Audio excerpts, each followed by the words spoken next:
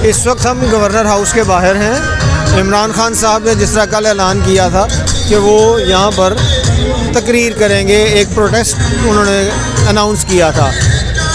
आप देख सकते हैं यहाँ पे लोगों की तादाद, बहुत बड़ी तादाद में लोग यहाँ भी मौजूद हैं। मसला ये हुआ है कि लोग इमरान की कॉल पे लबैक कहते हुए जहाँ पे वो बुला रहे हैं आ रहे हैं। इस वक्त 22 दिसंबर की ठिठुरती हुई एक शाम है, लेकिन यहाँ पे लोग सिर्फ शायद इसी आस पे कि मुल्क को इस एक जो इमरान खान के कहने के मुताबिक भी और जो साबित भी हो रहा है, इस करप्ट टोले से बचाया जाए, मुल्क की इकॉनमी को संभाला दिया जाए। ये उस वक्त तक मुमकिन नहीं है जब तक कि सिस्टम को ठीक ना किया जाए, और सिस्टम ठीक करने के लिए ये लोग तो तैयार नहीं हैं।